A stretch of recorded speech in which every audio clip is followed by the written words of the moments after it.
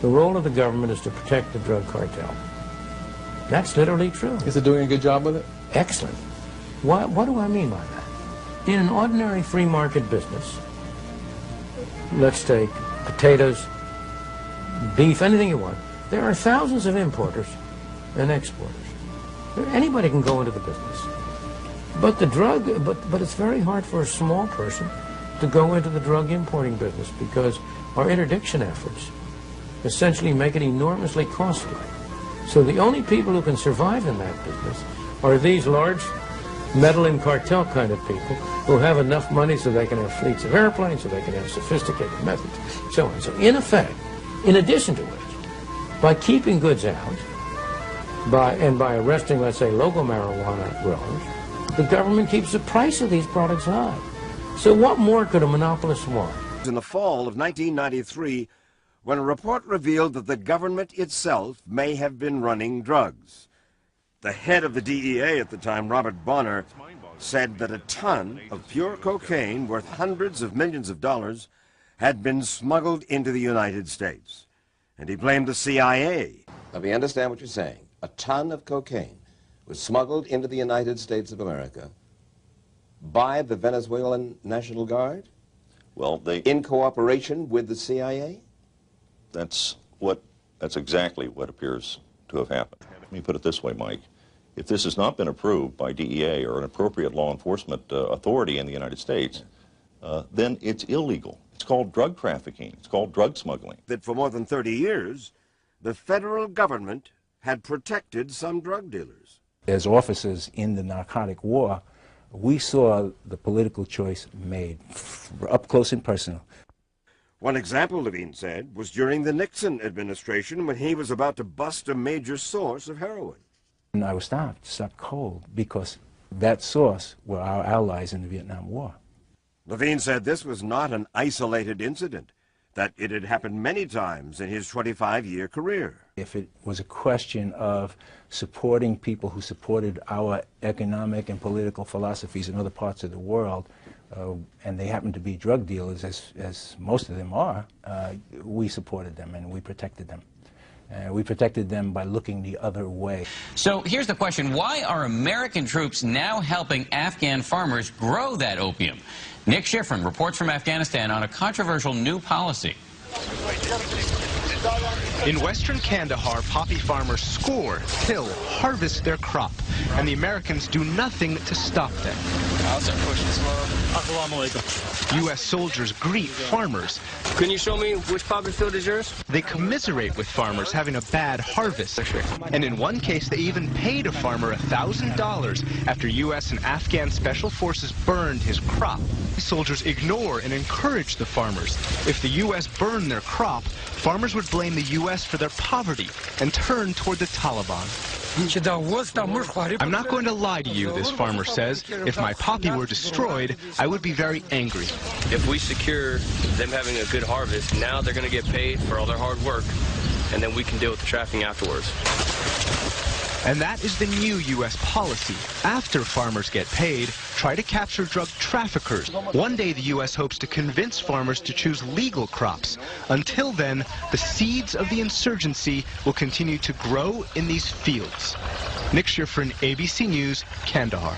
The Taliban lend the farmers the money. They are indebted to the Taliban. They have to grow the opium. Now the Marines, in their success, are in a sense a victim of their success, because now the population is, they have these opium fields, and we are tolerating it. We are tolerating the cultivation of the opium because we know that if we were to destroy it now, the population would turn against the Marines and it would be a real security risk. Let me introduce Lieutenant Colonel Brian Christmas. He's the commanding officer of the 3rd Battalion, 6th Marines. Really a wonderful group of Marines here. I know that you care deeply about this contradiction, the fact that here you have one of the best fighting forces in the world ever mounted, and in a sense you're watching as this opium is being grown. I know it grinds at your gut. How do you deal with it? What are you doing about it? Well, frankly, this is part of their culture. So while it might grind in my gut, it's what they do. We provide them security, we're providing them resources, and we're providing them alternatives. And the alternatives or different crops to grow. The good news, but I don't know how in the world you tell a Taliban from a guy who just lives in the neighborhood. You don't, they do. And I'll tell you, the majority of those people are good people. And they make so much money off the opium per yard there. They make so much money compared to those other crops. So it sounds great in theory, and Geraldo says this predicament that these politicians have put these guys in to have to tell them, hey, make a lot less money than the heroin you could be making with the poppy. And they can't destroy it. All right? There's a war going on in the streets of America, a war on drugs and the slime that smuggled them in and the lowlives that sell them to our kids. It's only appropriate that we introduce to you our nation's most highly decorated Vietnam veteran, Lieutenant Colonel Bo Brights, who will tell you a chilling tale about how the drug trade really works and how even Uncle Sam is probably a drug dealer. You and I have known each other for quite a while, all right? And I gotta tell you, some of the stuff I've heard that is gonna go on tonight really distresses me. I hadn't seen some of the stuff that's going to happen, but I've been told about it. And if I didn't know you, frankly, Bo, I'd say you were a liar. Vice President Bush, as the #1 policeman for controlling narcotics in the United States. So I asked the White House aide, what about the offer from General Kunza to cooperate with the United States in reducing the narcotic and controlling the amount coming through this area? The aide was very slow to answer. He said to me, Colonel Bo, there is no interest here in that matter. Colonel Brights, what we have just heard you say is that in a face-to-face meeting with a member of the President's staff, that when you brought up the fact that you were going in to see General Kunza, and that he indeed had been shipping and is shipping 1,200 tons of heroin every year into the United States of America, and we had an opportunity to make a deal, we turned it down. Is that right? That's exactly it, Mort. It was most disturbing to me because we didn't go to see Kunza about drugs. We went in cooperation with the White House. Tom Harvey, a would-be Ollie North lookalike, was the NSC staffer that asked us to go. It was to find prisoners of war that reportedly Kunza was holding.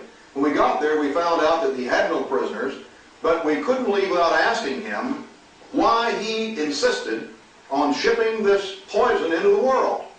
And Kunza said that the U.S. had been his best customer for more than 20 years. Well, I didn't believe it. This was December of 1986. He said that he was willing to stop 900 tons in 1987, and then he said, I will disclose every U.S. government official that I have dealt with in the last 20 years. We brought those videotapes back and gave them to the White House. And 4 days later, we got that response. Tom Harvey called and said, Bo, it's fantastic. You guys are the first Americans ever to go in and come out alive.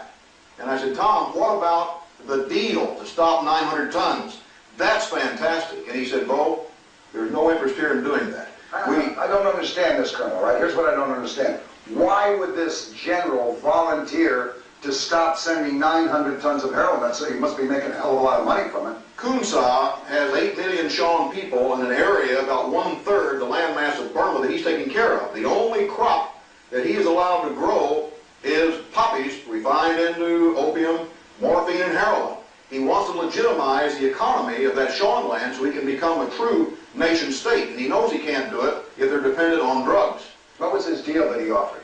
He offered a deal to stop every ounce of heroin, 900 tons last year, 1,200 tons this year, and divulge U.S. government officials if Reagan would agree to give him a trade mission to the free world where he could start using some of the resources they have there to make other money. If we would send over Peace Corps operators, if we would do just a number of little things to get him economically off of dope and onto a legitimate economy. We also offered to give this last March 15th 1 ton of refined heroin to Vice President Bush as a show of his good faith.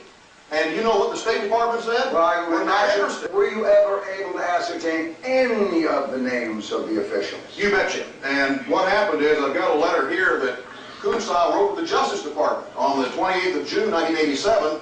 And if I can read just 2 sentences real quick. It says, during the period 1965 to 75, CIA chief in Laos, Theodore Shackley, was in the drug business.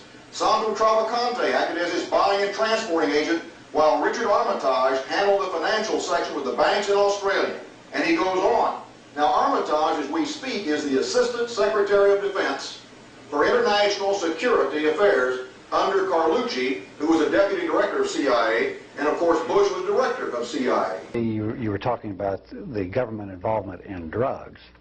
There have been government investigations, there have been private investigations, and we've interviewed a lot of people, ex-CIA people, who have talked about the CIA involvement in drug operations for many decades. Of course, that the CIA has given Noriega over the years $200,000 a year. Oh, yes. And they kept feeding him money, even when Bush was the head of the CIA.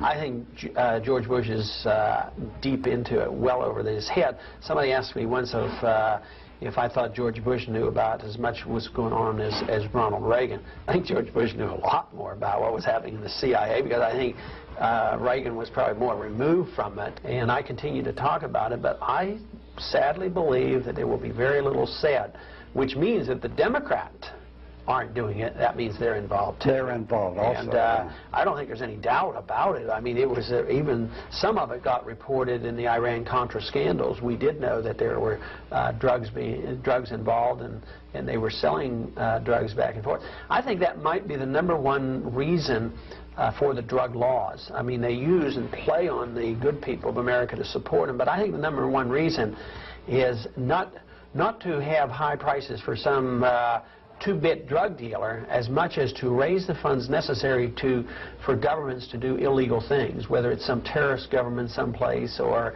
whether it's our own CIA to fund programs that they can't get Congress to fund. I will tell you, Director Deutsch, as a former Los Angeles police narcotics detective, that the agency has dealt drugs throughout this country for a long time. America's inner cities.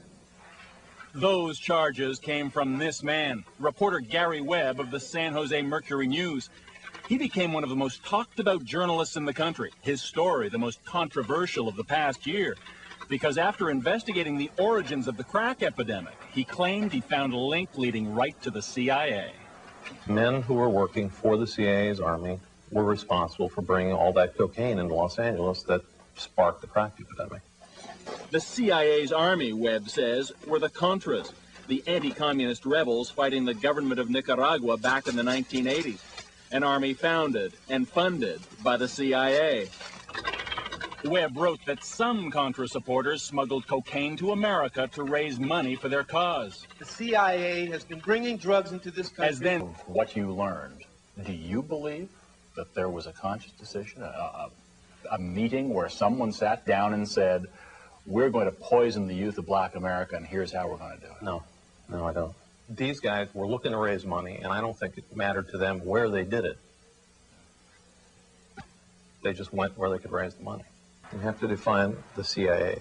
If you're saying that people who were working with the CIA know they were doing it, yeah.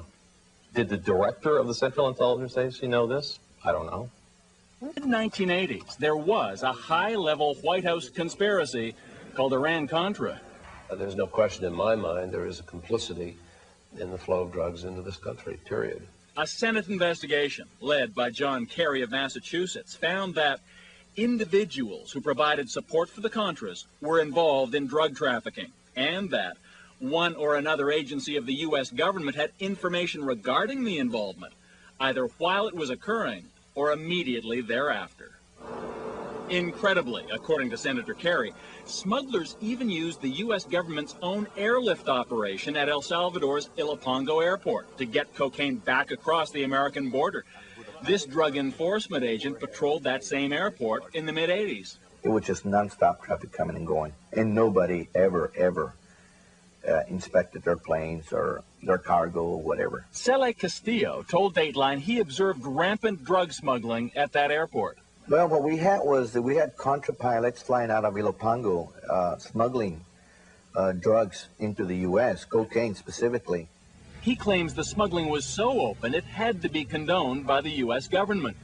Castillo says planes would arrive filled with supplies for the Contras, then leave carrying cocaine for America, bound for military airfields in Florida and Texas, offloaded out of sight of the law, then shipped to California and other points in the U.S. And there's more. Castillo says when he reported all of this to his bosses at the DEA, he was told to ignore it. So you were told point blank? Point blank, stay away from it. It's a covert operation being run by the White House.